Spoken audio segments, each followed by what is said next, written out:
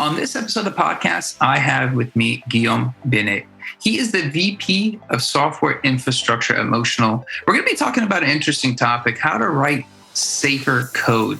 And we're going to talk about this from different aspects. We're going to be talking about some of the challenges that go into producing safe code, some of the team pressures, accountability, avoiding ownership gaps. Guillaume has a fantastic background in this area, and I'm excited to have him on to talk to us. Guillaume, thanks for being on the podcast. Hey, I'm honored to be on there, Amir. Thank you. Awesome, man. So two things. One would be to let us know what Motional does at a high level. And the second would be what is your responsibilities as the VP of Software Infrastructure? Yeah, so Motional is a developer of AV solutions, right? We are aiming to AV as like autonomous vehicles. So we are aiming at deploying a fleet of self-driving vehicles in the taxi business, basically. So shared AVs that can be basically asked on the Lyft network, for example, for rides at various places like Las Vegas, which is our first target as an operating area. As for myself, software infrastructure is pretty wide in terms of responsibilities. So you imagine we have various pieces that needs to come together to actually make an autonomous vehicle. There is the vehicle itself, but we have our partner Hyundai that is providing that for us. But then we need to actually put compute, so that's hardware. And you have some infrastructure software, so that's my team. And on top of that, like algorithms, that's another team, which is autonomy, right?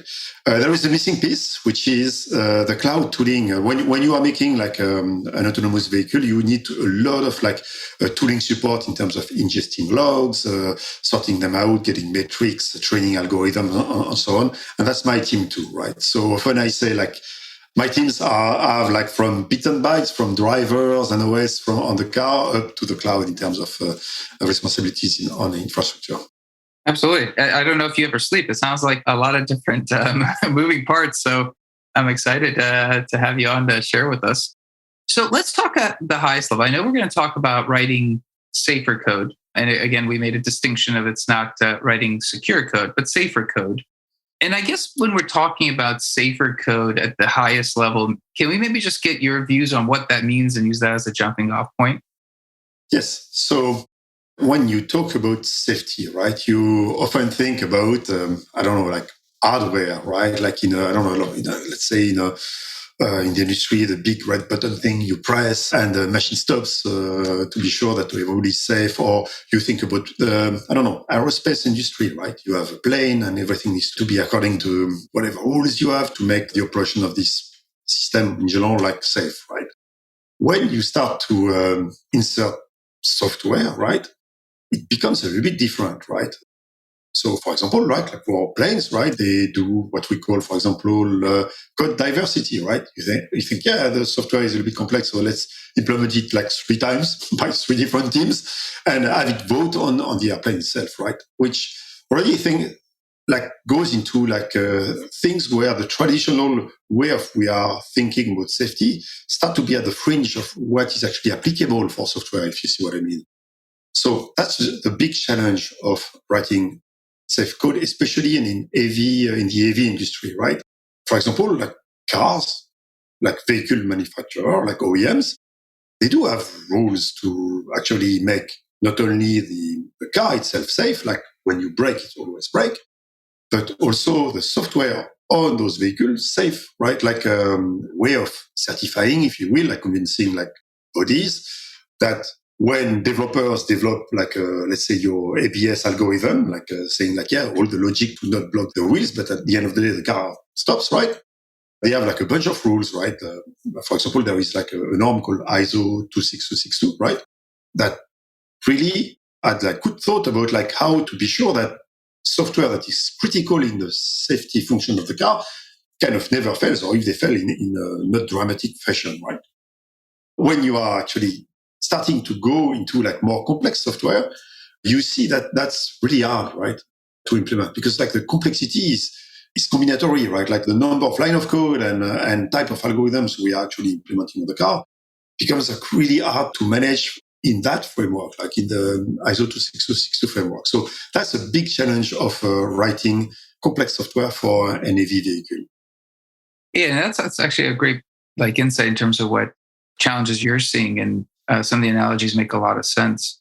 When you're looking at people versus process, right? I guess you're managing multiple teams. Everyone's focused on the same goal. These are mission critical products.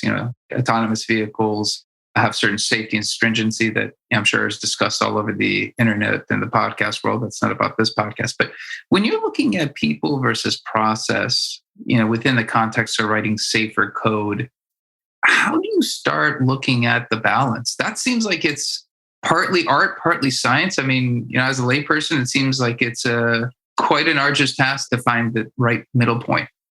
That's an extremely good question, right? Like, usually when you think about process, you think about an organization that, or even like an industry more than even an organization, right? That started to learn, right? How processes are actually made, usually by self-learning. You make a mistake, right? Whoops. You go back, you do like a post-mortem or that kind of framework that is driving the process creation, right? And then you say, yeah, we missed that, and we kind of avoid the human mistake by actually adding more rules to the way we are actually doing things, right? So when I see this equilibrium, it really depends on where you are in terms of maturity in your own domain. You see, again, like if you look at aircrafts, they have been like kind of incrementing on those processes for decades and decades, right? Today, it's so much like a kind of ingrained knowledge that is on all those checklists and processes, right? That is, it's very hard to actually change anything, right? Like I remember, so I have my pilot license, right? And I remember when I was asking, those engines, what are they, right? Like, they must be like a tip top in terms of technology. That's a plane engine, come on. And no, they were actually engines that were made in the 30s, and the design never changed. They just like I crystallized this thing until it worked perfectly, right? And whenever failure you had, it was every single failure modes were known, right? And that has a lot of value, right? You project that in the modern world on like really like cutting edge this time around, right? Cutting edge like machine learning algorithms. We are kind of like inventing our story as we go, right? So that's where people are actually really important, right? A culture of safety is critical because before actually going into convincing somebody else, like through like norms and so on, that are actually in the making, a lot of like people are trying to think about those like autonomous vehicles and how to make those kind of like more regulated or like kind of rules to make them, right? In the meanwhile, right? In the meantime, sorry, we need to figure that a little bit ourselves. And that's possible with actually a culture of safety and people that actually apply like common sense to what they are doing and like also ownership in terms of like, whenever you create your piece of software, right?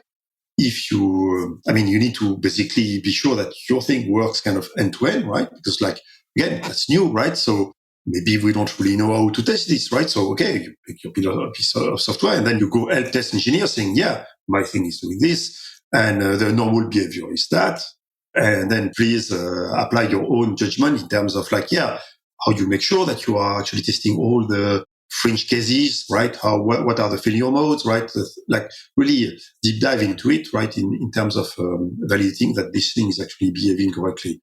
That, and when you look at another way you can actually look at it in terms of like globally, if you make like a big piece of software and you want to see if that works, right? It's a little bit statistically, right? Like a little bit applying this learning like kind of feedback early with data, right? So, for example, at Motional, that's what we do. For example, if we see something, the car misbehaves, let's say on a track, on a specific instance, we create what we call like a simulated scenario, right? That reproduces that on the cloud virtually, like with the software in the loop. And then we make variations of them and so on. They could be also from the real world, like from the car on the street. And we have this corpus that grows and grows and grows and grows, right? That kind of build the confidence a little bit like exhaustively, a little bit like in a brutal fashion, right? That what we are doing is not regressing. Like you don't, when an engineer is actually developing something, you can see have a kind of a quick feedback, right? And that's not really something that's very common, right, in the industry, right? Usually when you think about a safe system, you think about, oh yeah, we'll do all the requirements, and then we'll go into like detailed requirements, and the infamous V, right? And then we check against those requirements for the tests, and then you go and you validate your end system, right? When you kind of design as you go, it's really hard to do this. You do like little V's, right? Like micro V's if you want, right? But having it like upfront, saying exactly what you'll do in whatever like piece of software you have, this is impossible, right? So we need to be like a little bit smarter, right? And again, that's where like people are very important in that process. Yeah, and I guess in that sense, I mean, when you talk about airplanes, I mean, it's interesting, 1930s engine, obviously any changes to an engine obviously require a certain amount more testing. So, what's not broken, let's not fix it. I mean, I'm sure they're gaining efficiencies, but something what you guys are doing, and just in the AV industry, and could be other areas, but you're talking about innovation that's still ongoing. Obviously, there's got to be a balance of trying to focus on safety, but you're still trying to innovate and find those breakthrough technologies and still push the envelope of what technology can provide, while knowing the end product you want, safe code. Like when you're looking at that, and I guess, it goes back to maybe some people and process as well, but when you're looking at balancing that innovation component, I guess, what are your thoughts there? Yeah, that's an extremely good question, right? That's why you probably need a system, right, that is not really uniform, if you see what I mean, right? You need to be able to have, let's say, the new things like machine learning algorithms, things that are not conventional in terms of safety, kind of boxed in a system that is safe, right? So that's also what we do at Motional, right? We have kind of redundant systems, and the redundant systems are more traditional, right? Like, let's say they are more like derived from AEB, like automatic emergency braking, right? Which is like something that the industry knows, right? We know how to specify that. We know what are the operational parameters of them and so on, right? And a lot of checks, right? Like a lot of monitoring on top of it, right? So having this dual pronged approach is good for both sides, right? Like one, we have things we can rely on in terms of safety. We can demonstrate that, this part, it might be like what we call like QM, right? Which is like a level of safety that is not completely certified, right? But we have a lot of like certified code and certified monitoring that is actually monitoring the behavior of your smart algorithm, if you will, right? So that's another way of looking at it, kind of getting the best of both worlds, so you can innovate, but in a kind of almost a sandbox thing that is safe, right? Absolutely. When you're looking at the people side of this, obviously, we're talking about safe code. You're talking about potentially, situations where people's lives are impacted. I mean, that's a tremendous pressure, I guess, when you start thinking about the outcome. When you're looking at your team and kind of what you guys are trying to build and produce, and kind of the AV spaces would make a massive impact in society, does the team actually feel the pressure? Is that something that comes into play, or is it so focused on producing the best that you can, that you kind of can block out, hey, we're doing something really big and it's got to be safe? Yeah, so definitely, right. So that's something that where we can come back to ownership, like what in terms of team, let's say, culture you need to ingrain, right, is what I call the one team spirit, right? Think about it, like any little part of the system where somebody is responsible to produce, right, could have a large impact into the goal, right?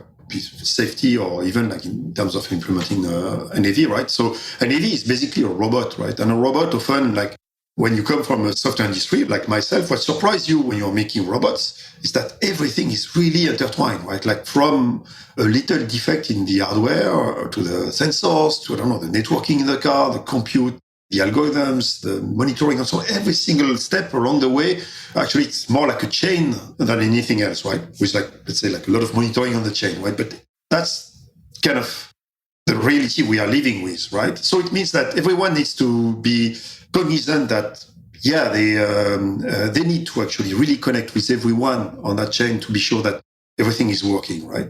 On the safety side, it translates into, actually, we have a process, talking about processes, called the red button process at Motional. That I found amazing, right? it's common in companies that are implementing a culture of safety, where basically anyone, like literally anyone, that could be a tester, an engineer, or like an hardware engineer, anyone, right, for any reasons, if they feel the product is not safe from their viewpoint, they can press the red button. Then we have a kind of a review, right? We have a process associated with this, where we say, okay, that is your concern. Let's look at it. And that's our way of kind of saying, okay, either like maybe somebody is wrong, but that's fine, right? Maybe that's not exactly what you were a specialist of and you missed something. But it's better that somebody does that and we say, oh, yeah, it's okay, right? Than the opposite, right? So we encourage that, you know what, there is no problem. Let's continue. Thank you so much. And if you see something else, continue, right? But if there is something, right, we really establish what is the issue, right? How we will kind of implement a solution to be sure that it never happens again, right? And implement it. Of course, when somebody presses the red button, we stop all our operations, right? So I think that's part of the thing also in terms of people, right? There is this psychological safety you need to have, right? People need to trust you as a leader that, okay, I've seen something that is safety related, suddenly disconnects a little bit the judgment we can have on you, right? It doesn't matter. Safety thing, listen to you, whoever you are, and we look at it. You wasted resources out of it. It's fine. Let's move on. Let's go to the next thing, right? So I think that's really important when you are making like a complex system like this, because your people are your best ally, right? They are working with the system day in, day out. They are looking at the behavior of the car on the road. They are on the track and the simulations and so on. They have a really good view, kind of a distributed view of the safety of your system when you think about it. I guess that's interesting because I think, when you're talking about avoiding gaps in ownership, the red button seems like it's an amazing tool. Like if you see something, take action. The accountability is important because we need to know who, but not on the flip side of there should be shame if you're wrong. And I think a lot of times what happens is you don't want to create a culture where people are afraid to hit the red button because the accountability of being wrong is more impactful to them than being proactive and potentially, it being a false alarm. Exactly, right. Like also our post-mortem process, right? It's really written like in bold letters. It's a blameless post-mortem, right? When we say that when people make mistakes, right? Let's say somebody could, develop a piece of code that ended up like going through all our testing. We do like a bunch of testing, like from like unit tests, but like with guaranteed coverage, right?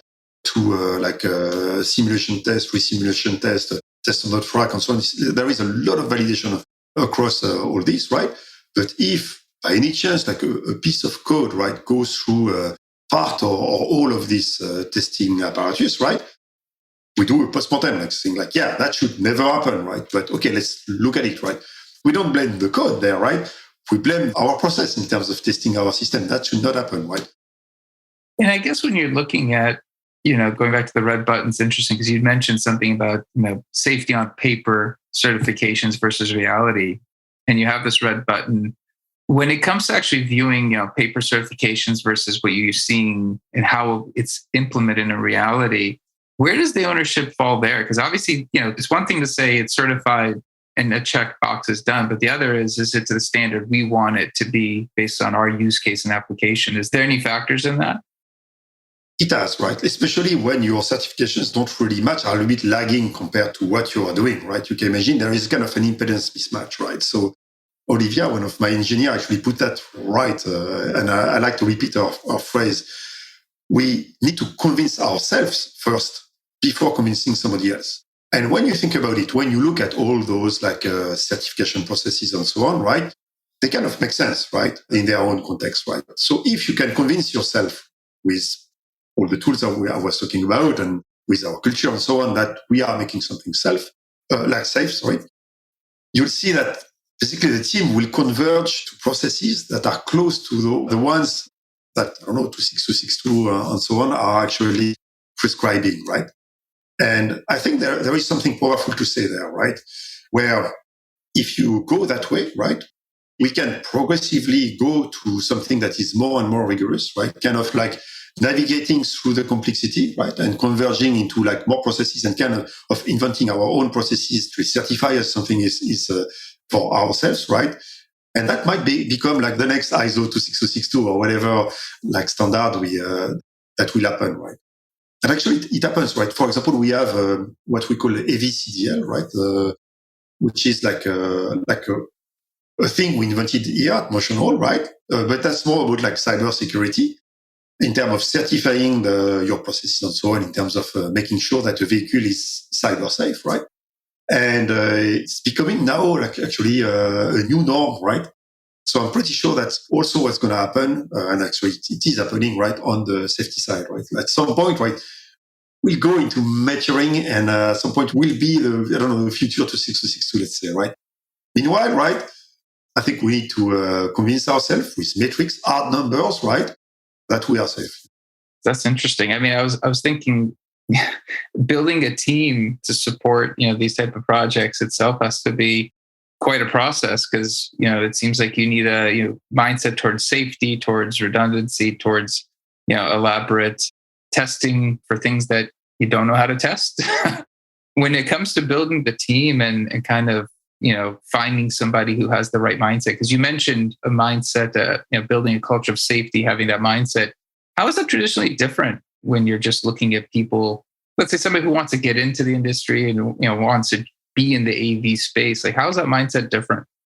Oh, that's a very good question, right? So I think it goes a little bit even beyond safety, like kind of like more varieties of flavors than just safety when you are working on an AV, right? When I was telling you, there are a lot of things at play in an AV, right? Okay, there is the kind of the robot thing, like the real time.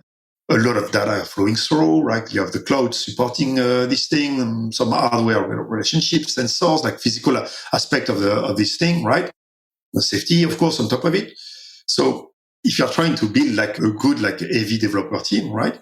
You need a specific people that are very curious, right? That's often what I say to my recruiting team, right? Find me people that are a little bit interested by everything, because again, right, when you join this domain, you'll talk to people like from all trades, right?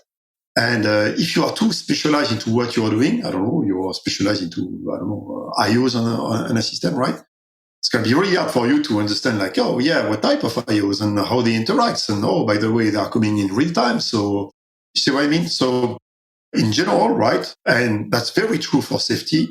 I think having curious mind people that kind of like understand from the shoes of, step in the shoes of somebody else, right? And look at our safety team and like trying to understand what is their stress, right?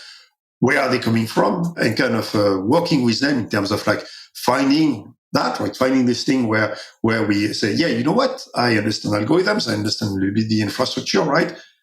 We need to implement something for safety there, right? It's not something you can apply like already done recipe. So you need those people that can actually fill the gaps themselves, right?